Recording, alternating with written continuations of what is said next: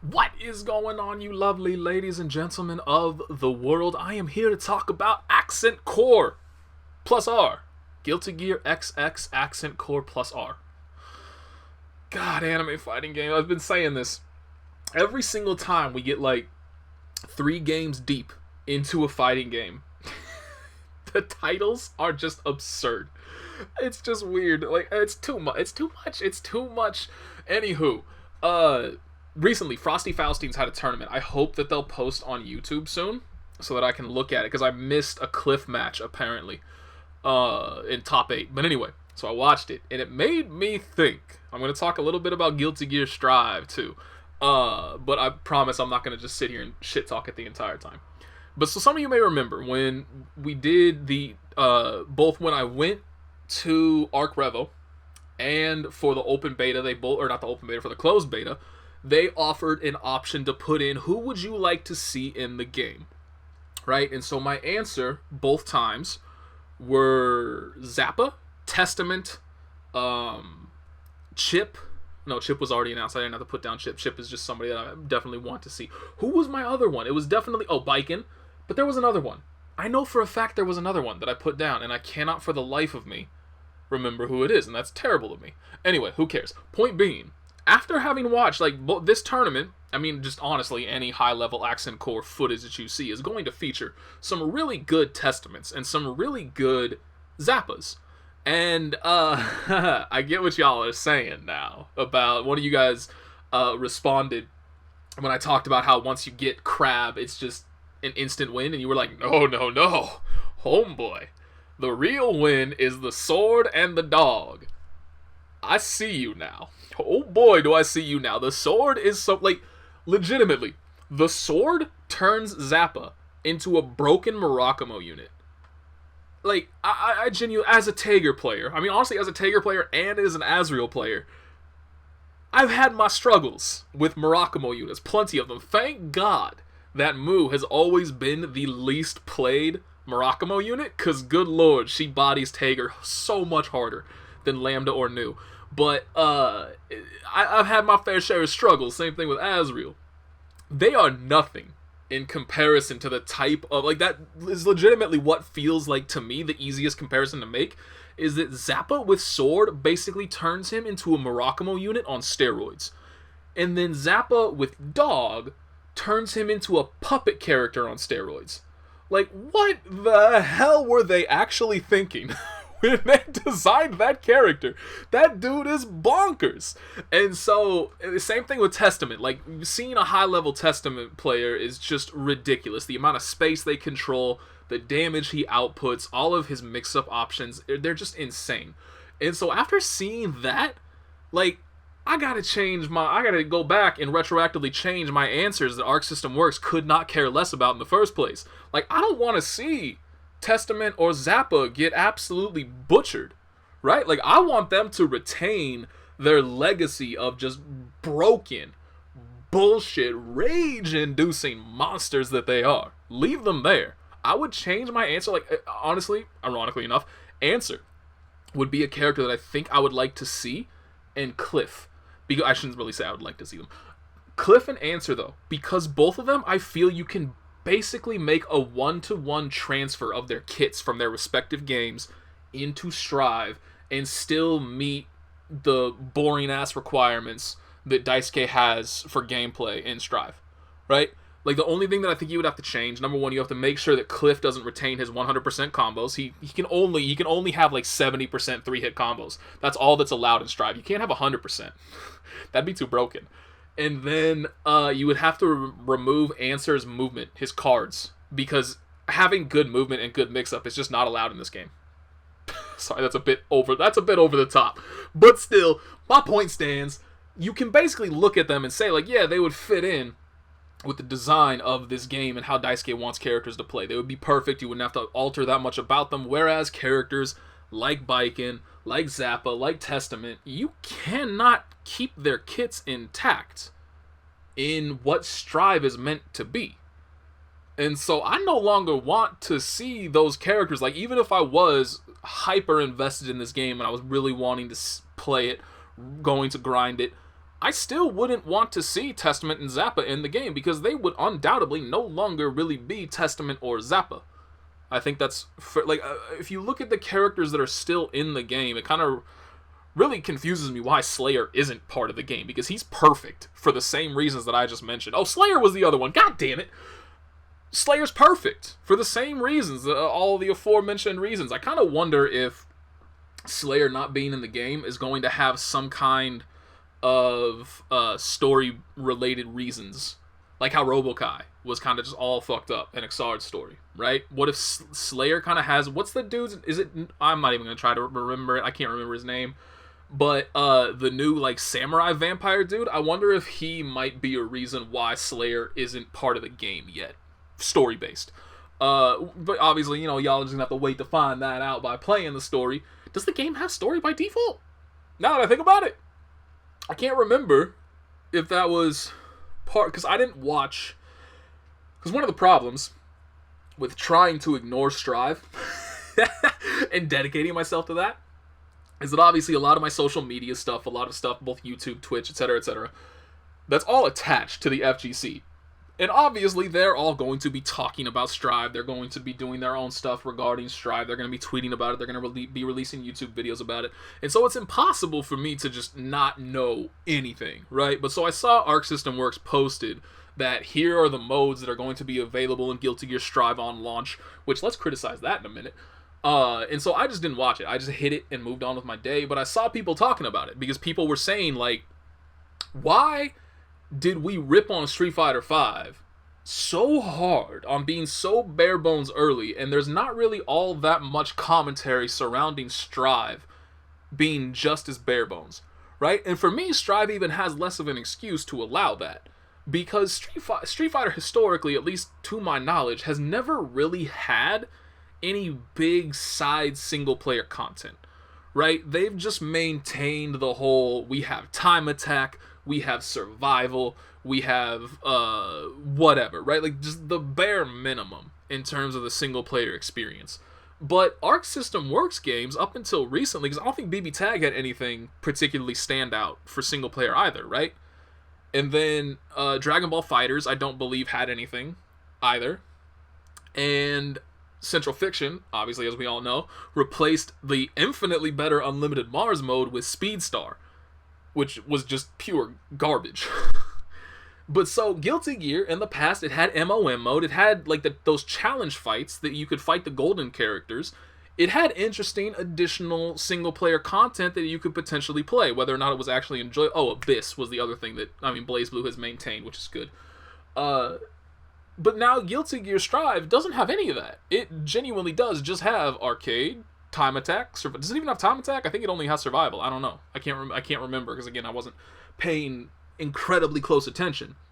But point being, it is as bare bones as a game can possibly be. And they need to be held accountable for that. You can't just be like, it's okay, they're doing rollback netcode, that's all that matters. Like, that can't be all that matters. We have to hold these fucking companies to a standard of excellence, not of acceptability, of excellence. Like, I don't like Mortal Kombat, right? I don't like NRS games in general. They play clunky, they look clunky. Their graphics, like, when you look at their graphics in stills, they have some of the best graphics in the game. But when you see it in motion, it just doesn't look right. It looks janky. But, aside from that, I cannot deny that their single-player offerings are head and shoulders above the rest of the fighting games. It's not even close. Like, they just excel at actually offering the casual player base a good experience. And that is something that all these other fighting games, like, all these other fighting games are expressly saying, we want to appeal to a newer player base. We want to get the people who may not be incredibly competitive, who may not want to grind out ranked, go to tournaments, etc., etc. We want to attract them to our product. And so we're going to simplify the gameplay in order to do that. But then they don't give them anything to actually play. Like, where's the logic in that entire frame of thought? It just blows my mind. Like, it doesn't matter if it doesn't matter if you're giving people dive kick, which, to my knowledge, is basically the simplest fighting game you could possibly offer somebody. people aren't going to grind it out and play it and buy it, or at least not at full price, if you don't give them anything to play. And that's the exact problem with this, with Strive, with all the other games. There's nothing for them to do. Like, they can play through arcade mode, which is going to last them all of what? Like, maybe 2 to 3 hours? And then they'll hop online, get absolutely annihilated, and leave and never come back. And they'll tell their friends that the game is bullshit and not to bother with it. Doesn't matter how good the netcode is, they don't give a shit. The only thing the netcode actually matters to is to people like me, probably to people like you, who treat the game more competitively, who care about online, who care about improving at a fighting game. But let's be real. We are the minority when it comes to just video games in general. The majority of people that play games don't play them to steal, something made famous by Dark Souls, get good. They don't care. They just want to have a casual, enjoyable, fun experience. They want to mash some buttons, have some fun, call it a day. They don't want to sit in training mode and learn optimized combos. They don't want to go online with their friends and grind out a first to 50 set. They couldn't care less about that. And so what is the point of butchering the competitive nature of your game if you're not even going to give the audience you're trying to capture something to play with in the first place? I just don't get it. Anyway, so enough about that rant. So, all that being said, if you've managed to last this long, I'm going to be playing the Guilty Gear Strive Open Beta, which we still don't have a date for, but I read a story. I mean, to be fair, I probably should have checked to see if they actually offered up any sources, because I didn't see anything official from it. But they said that, I guess, if you pre-order the game, you get early access to the beta, which I think is kind of bullshit. Like, the beta should be utilized to drive pre-orders. Pre-orders should not be used to give early access to the beta, right? Like, just open the beta at the same time for everybody, regardless of whether or not they pre-ordered it. Let them play, and from there, if they're enjoying the hell out of the game, then they'll pre-order it, right? Like, that should be how it is, but unfortunately, that's not how it is. Regardless, the thing that actually irks me more, to be fair, this is a minuscule in comparison to how it used to be, right? Like, we veterans. We FGC boomers, apparently, is the term that we use now. We remember the good old days where we had to wait months for a fight. Like, not even just months, sometimes years. Because sometimes it would be a period of like 6 to 9 months between the arcade release of a game, only in Japan, to the console version of the game, only in Japan, and then another like 6 to 12 month time period before the game actually gets localized. So if you don't import the game, you are massively far behind the community, right? In comparison, this whole thing, Guilty Gear Strive has a few deluxe editions that you can pre-order. And if you pre-order the deluxe editions of the game, you get access to it on April 6th instead of April 9th. That is horseshit. Horseshit. Like, I know it's going to work. I know that a ton of the competitive players in the community are going to purchase the deluxe edition for that very reason, and it tilts me. Because that is bullshit. Anyway, so aside from that, because I want to know how the rollback feels, right? Because they have committed to saying, like, this is brand new rollback. This is not just GGPO. This is not like it's based off of that, but it is a brand new thing. Now, the only quote-unquote brand new thing we have experience with in the current generation of gaming is Street Fighter V. And anybody that has played Street Fighter V knows how that has worked out. So to say I am concerned is an understatement. Like, that was the one thing that I was hoping I could count on, right? That was the one thing that I was like, yo, we're set. They're putting in work with the netcode. They're going to get it right. If they're going to get one thing right, it's going to be that. And now the more time goes along, the less faith I actually have in it. So I want to experience it for myself. Not because of Guilty Gear Strive, but because this is probably something that is going to be driving Arc System Works games in the future. This is going to be a component of them from now on. And who knows, like maybe because, as we know, Kimone from Under Night and Birth uses Arc System Works as a producer. So maybe he'll get access to it and he can put it into Under Night and Birth moving forward. That kind of, like, there's all kinds of different applications that this netcode could have in a variety of games. So I need to know if it's good or not. And to do that, I need to experience it for myself. So, I'm going to be playing it. And I hope that they have Giovanna available. Because to say that I couldn't give a shit about any of the other characters is an understatement. I love the way Faust looks, but he's never going to be the type of character that I enjoy playing. So, just hoping for that. But of course, we don't have any data about it, right? They haven't officially announced it. I just saw that story that was like, if you pre-order the game, then you will get early access to the open beta, which again, don't agree with that, but let's be real. I don't think a fighting game company recently has made a business decision that I do agree with. I'm trying to think, and the only thing that comes to mind is Under Night and Birth, Uniclair, right? They had it so that if you didn't want access, like if you didn't care about Laundrecchia, you could just, if you owned Unist, you could just patch the game. And it would bring you up to the current version. You just wouldn't have access to Laundrecchia. Although I shouldn't say you only wouldn't have access to Laundrecchia. They also had some new trials that were available, some other like small new content elsewhere that you don't get access to. But you get the entire balance patch, and you're able to play with people that have Uniclear. So that was fantastic, and that's how I think these kinds of games should be. That's how they should be offered. And I hope that people pay attention to that, but unfortunately I don't think Under Night and Birth is big enough to be a blip on these companies' radars for them to give a shit about that kind of thing. But still, it'd be nice. But yeah, aside from that, like there's not much about recent fighting games that I agree with. It is kind of funny, the one thing that I do agree with, the best move that Arc System Works could have made, which is basically what they did, was drop the +R netcode patch and shut the fuck up. Like, honestly, right before that happened, the community in general was pretty negative about Strive, right?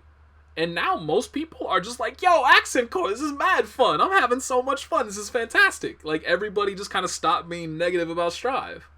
It was the best decision they could have made, was to just shut their damn mouths and let Accent Core do the marketing for them. And honestly, I think it worked. I think the majority of people have by and large kind of forgotten about their previous anger at anything related to Strive, because they've just been having fun in Accent Core. And that's how you do it. Like, you give them a reminder of the good old days, right? Of how shit used to be. Like, I wonder how many people wound up resubscribing to World of Warcraft because of that release of World of Warcraft Classic, right? Like, how many people were like, okay, I'm actually enjoying World of Warcraft Classic. Like, they quit World of Warcraft for one reason or another, but then Classic comes out and they're like, yo, I need this nostalgia, I need this kick, let me check it out real quick. And they're like, oh man, I'm having so much fun, I've reignited some relationships with friends through this. You know what? Let's boot up that subscription to normal WoW all over again. And let's play that again. How many people got re-addicted because of that, right? Just stuff like that. It works. Undeniably, it works. And that's exactly, I think, what happened with Accent Core, is like, people were just like, oh yeah, that's right, this is Guilty Gear, hell yeah, this is mad fun. It'd be the same thing for me if they did it with, actually I shouldn't say it'd be the same thing for me.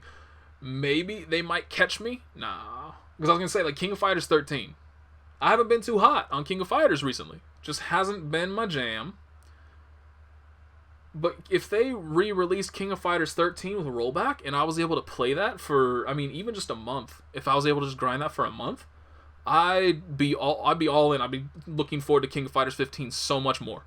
So much more. Guilty Gear's only problem, or Strive's only problem, is that everything, I disagree with every single decision that they have made surrounding that game. I hate the tower, I hate the gameplay, I hate every interview Daisuke has given regarding the game and his design approach. I hate all of it. That's the problem, is that, like, I find no redeeming features to exist in Strive. If there was even something good about it, like Marvel vs. Capcom Infinite, right? It's another game that was on the same level for me as Guilty Gear Strive. But I never found Infinite's gameplay to be pure shit, right? I always thought the gameplay was the good part. It was just all the other stuff surrounding it that ruined it for me, and they just made it so, like, I cannot give this product my money, because I cannot have them be looking at that money and be like, hey, we can get away with this in the future, right? Is that why they do that with Pokemon now? Why they always do, like, new generation old generation retouched for current generation like console or software, hardware. It's hardware, not software. You should know this, Nate. You did computer science for a long time. With the current hardware's technology, so that they reignite that passion, and then you kind of forget a little bit about how gypped you got with the last generation they released, and they do it all over again. Although they kind of did that with the DLC, didn't they, for Pokemon Sword and Shield? I didn't buy it. I almost did. There was a time when I was still at school.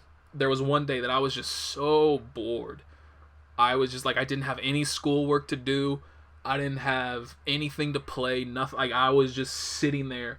I was out of books to read. That's like that's generally my one kind of like prevention of boredom, is that like I always have books to read. I'm actually out of them now too, aren't I? Like, I don't have any books to read right now. I gotta remedy that. I gotta find a new series to read. I ran out. I was given like a year and a half, 2 years. Like 2 years worth of good solid reading, thanks to Discworld. Fantastic series of books. I think there's like 44 in all. I got a long time off of that. Reading other books here and there in between. But now I'm done. I've read them all. I don't got none left, so I gotta find something new to invest in. Anywho, I was like, oh yeah, so in that time period, I was like, you know what? Let me just scope out this DLC real quick. I made it to the store page. I made it to find out exactly how much it cost. I got onto Amazon to buy a Nintendo eShop card, and then I was like, what am I doing? I can't give them more money, like, because I haven't really seen anything particularly negative about the DLC for Sword and Shield. I've only seen like basically people saying, this is what the main game should have been like. Why was the main game not designed like this from the get-go? I was having so much fun with this, so much more fun than baseline Sword and Shield, and those are like all the impressions that I saw. And so that was starting to get to me. That was grinding away my resolve. And there was one particularly boring day where I was like, you know what? I'm going to get this. And then I made it to the page where I'm staring down the barrel of buying that Nintendo eShop card. And I was like, what am I doing? I can't give them more money. Like, I shouldn't have even bought Sword and Shield in the first place, man. But like, that's how much it works. You just have to give people a little bit of a carrot, and they'll accept the stick for a while. And that's what Accent Core was. They gave people a carrot, and now they're back to brandishing the stick because we have no idea what's going on with why is the beta taking so long again to come out? Because the main issue now is the fact that like they'll be able to make small tweaks from now until the time that the game comes out, right? But they're not gonna be able to change anything major. If they suddenly find some massive flaw in the design of the game and the netcode, whatever, they're probably not gonna have time to fix that. Just depending on exactly what it is and how it all works out, how it's all entangled up in the actual game itself. But they may not actually have time to fix that. It's gonna be Street Fighter V all over again, where we're just being given lip service the entire time, where people are just coming out bombarding Capcom with like, yo, this went wrong, this went wrong, this went wrong, this was shit, this sucked, why did you do that? How could you do this to us?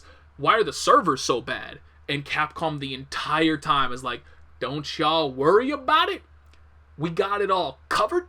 This is just stress testing, and we're gonna have it down nailed to perfection when the game releases.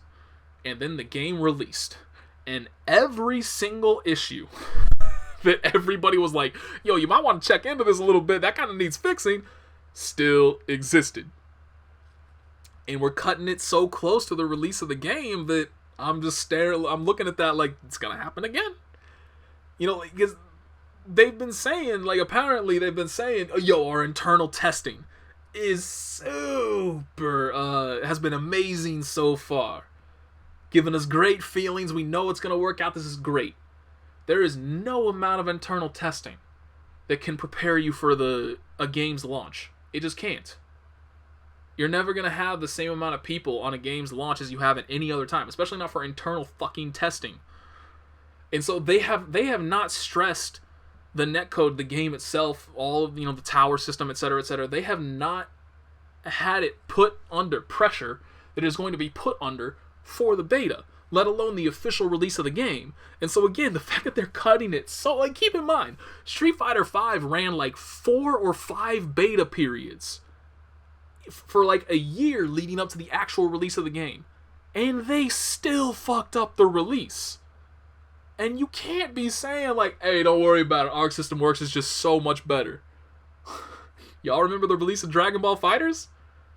I sure do. Now, to be fair, maybe a certain amount of that blame can be laid at the feet of Bamco, because the release of Tekken 7 was no better than Dragon Ball FighterZ, right? So maybe that was their fault. But still, Dragon Ball FighterZ on release was damn near unplayable. And that was not operating using a brand new netcode, a brand new service. That was all stuff that already existed, and it still failed. So what's going to happen with Strive, where everything is brand new and by and large fairly untested? I think that's worrisome. I think that should be something y'all should be kind of paying close attention to, and don't be tossing your pre-orders to them quite so fast. I'm just saying. Anyway, I talked about that way longer than I wanted to. I was like, honestly, I was kind of going into this thinking like, I'll make this like a 10-minute video. Nailed it. Thank you for listening. I'm out. Peace.